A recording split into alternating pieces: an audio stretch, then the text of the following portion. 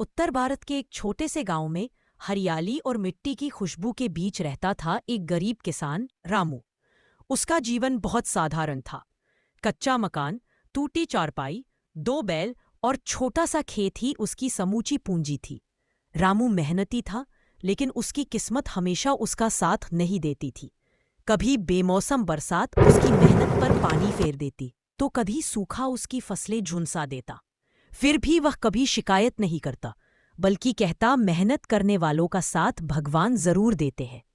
संघर्ष का दौर उस साल गांव पर सूखे की मार पड़ी। न तालाबों में पानी बचा, न कुएं में। खेत प्यासे रह गए और फसलें सूख गईं। गांव के कई किसान शहर की ओर काम की तलाश में निकल पड़े। रामू के पास भी विकल्प था कि वह शहर जाकर मजदूरी करे, पर उसने निश्चय किया कि वह अपनी मिट्टी को छोड़कर नहीं जाएगा।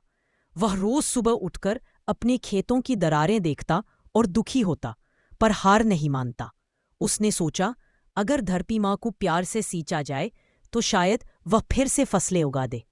नई सोच। एक दिन गांव में एक कृषि अधिकारी आया। उसने किसानों को सलाह दी कि वे वर्षा जल को इकट्ठा करें और कम पानी में खेती करने के नए तरीके अपनाएं। यह बात रामू के मन को छू गई। उसने अपने छोटे खेत के एक कोने में मिट्टी का तालाब बनाया, जो जब भी बारिश होती तो पानी से भर जाता। उसके बाद उसने गोबर, राख और नीम की पत्तियों से खाद तैयार की और खेत में डाल दी। गांव वाले उसका मजाक उड़ाते, ये रामू तो पागल हो गया है, थोड़ा सा पानी और गोबर से क्या खेती होगी। लेकिन रामू ने उनकी बातों पर ध्यान नहीं दिया। मेहनत का फल कुछ ही महीनों बाद, जब गांव में अधिकांश खेत बंजर नजर आ रहे थे, तब रामू के खेत में हरी भरी फसलें लहलहा रही थी।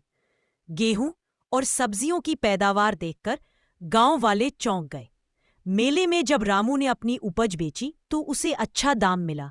उसने सबसे पहले कर्ज चुकाया और फिर घर के लिए नई चारपाई और बच्चों के लिए किताबें खरीदी। सबक और बदलाव। अब जो लोग रामू का मजाक उड़ाते थे, वही उसके पास आकर खेती के नए तरीके पूछने लगे। रामू ने सबको खुले दिल से सिखाया।